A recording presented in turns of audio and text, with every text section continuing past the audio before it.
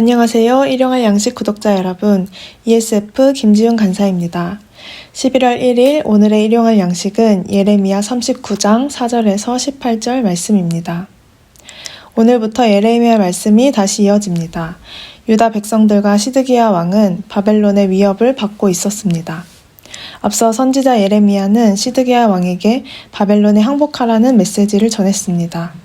하나님께서 말씀하시기를 바벨론에 항복하면 시드기야 왕과 그 가족이 살고 예루살렘 성도 무사할 것이라고 하셨기 때문입니다. 오히려 항복하지 않으면 바벨론이 성을 불사지르고 시드기야 왕도 붙잡아 갈 것이라고 하셨습니다. 시드기야는 이 말을 듣고 어떻게 반응했을까요? 그는 이렇게 말했습니다. 나는 갈대아인, 즉 바벨론에게 항복한 유다인을 두려워하노라. 염려하건대 갈대아인이 나를 그들의 손에 넘기면 그들이 나를 조롱할까 하노라. 그는 바벨론에 항복하면 사람들의 조롱을 받을까 두려웠습니다. 그런 그에게 예레미야는 그렇게 되지 않을 것이라고 말했습니다. 그리고 이렇게 말했습니다. 여호와의 목소리에 순종하소서. 오늘 말씀을 통해서 저와 여러분이 함께 누구의 목소리에 순종할 것인가를 생각해 보면 좋겠습니다. 여러분은 지금 누구의 목소리에 순종하고 계십니까? 본문을 살펴보면 시드기야 왕은 사람의 목소리에 순종했습니다. 하나님은 항복해야 살 수 있다. 항복하지 않으면 죽는다고 말씀하셨지만 그는 이 말씀을 받아들이기가 어려웠습니다. 항복하면 조롱당하고 죽을 것 같은데, 항복하지 않고 끝까지 버텨야 살 것 같은데 자꾸만 반대로 말씀하시는 하나님의 목소리가 불편했습니다. 그는 불편한 목소리를 들려주는 예레미야를 감옥에 가두고 자기 생각대로 행했습니다. 받아들이기 어려운 하나님의 말씀보다는 일반적이고 상식적인 사람의 목소리를 따르기로 선택한 것입니다. 그는 항복하면 죽일 것 같은 사람들의 목소리, 또 항복하면 죽을 것 같다는 자신의 목소리에 순종했습니다. 그래서 끝까지 바벨론에 항복하지 않았습니다. 결국 바벨론 왕과 군대가 와서 예루살렘 성을 함락시켰고 도망치던 시드기야 왕은 붙잡혔습니다. 그의 눈앞에서 아들들은 고통스럽게 죽어나갔고 유다를 다시 일으킬 만한 모든 귀족도 죽임을 당했습니다. 회복에 대한 소망이 모두 끊어지는 그 광경을 마지막으로 그는 눈이 뽑힙니다. 처참한 모습으로 바벨론으로 끌려간 시드기야 왕은 끝내 바벨론 감옥에서 외로운 죽음을 맞이합니다. 한편 시드기야와 달리 사람의 목소리가 아닌 하나님의 목소리에 순종한 사람이 있습니다. 에벤멜렉이라는 사람입니다. 그는 예루살렘 왕궁의 내시였고 구스 사람, 즉 이방인이었습니다. 그는 이전에 시드기야 왕이 예레미야를 감옥 구덩이에 빠뜨렸을 때 왕에게 그 일이 악하다며 항의했고 구덩이에서 굶어 죽을 뻔한 예레미야를 구해주었습니다. 감히 내시가 왕에게 악하다는 표현을 쓰다니 이것은 일반적이거나 상식적인 행동이 아니었습니다.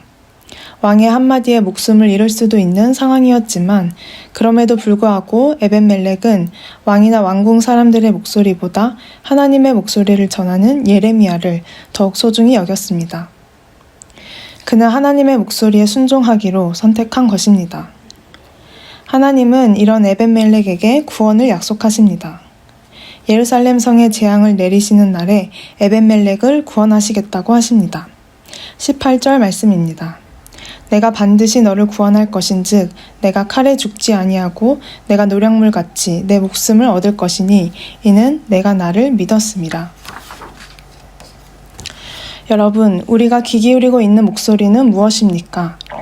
많은 사람이 우리에게 이렇게 살아야 한다, 이렇게 사는 것이 좋다는 말들을 합니다. 아주 가까운 우리의 부모님부터 형제들, 친척들, 친구들, 직장 동료들까지 사람들은 어떤 삶을 좋은 삶이라고 말합니까? 또 우리 스스로도 어떤 삶을 좋은 삶이라고 생각하고 있습니까? 경제적으로 넉넉하고 가족이 모두 건강하고 자녀들이 학교 생활을 잘하고 친구들과 사이가 좋고 우리 역시 학교나 직장에서 잘 지내는 삶. 이것이 우리가 꿈꾸는 좋은 삶, 평안한 삶이지 않습니까? 어쩌면 지극히 평범한 삶, 무탈한 삶, 안정적인 삶. 사람들이 말하고 우리가 말하는 좋은 삶은 이런 삶인 것 같습니다. 그런데 여러분, 하나님의 목소리를 들어봅시다. 하나님은 그것이 좋은 삶이라고 말씀하시지 않습니다.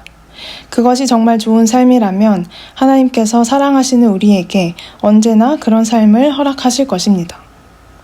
하지만 우리에게는 종종 그 삶을 깨뜨리는 시련과 위기가 찾아옵니다. 경제적인 어려움, 건강의 어려움, 자녀의 문제, 인간관계의 문제, 진로의 문제 등 힘든 상황들이 찾아옵니다.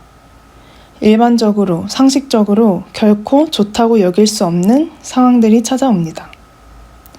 하나님이 생각하시는 좋은 삶은 어떤 삶일까요? 에벤멜렉에게 하신 말씀 속에서 발견해 봅니다. 18절, 이는 내가 나를 믿었음이라. 하나님은 하나님을 믿는 것을 좋은 삶이라고 여기십니다.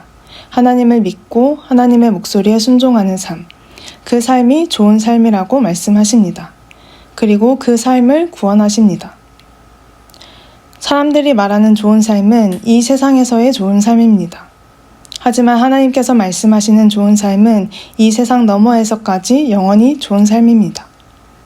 당장 경제적으로 힘들어도, 건강하지 못해도, 자녀들에게 어려움이 있어도, 학교나 직장 생활에 시련이 있어도 우리에게는 하나님께서 약속하신 영원한 평안과 기쁨이 있습니다.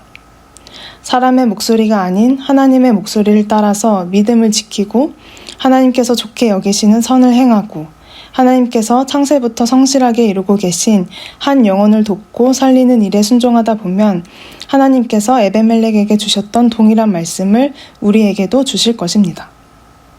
내가 반드시 너를 구원할 것인즉 내가 칼에 죽지 아니하고 내가 노략물같이 내 목숨을 얻을 것이니 이는 내가 나를 믿었음이라. 언젠가 이 세상이 함락되는 날 하나님께서 우리를 반드시 구원하실 것입니다. 여러분, 누구의 목소리에 순종하시겠습니까? 오늘 하루 우리 귀에 들려오는 많은 목소리 중에서 단 하나의 목소리, 하나님의 목소리를 찾아내어 우리를 구원하실 그 하나님께 순종하는 저와 여러분이 되기를 소망합니다.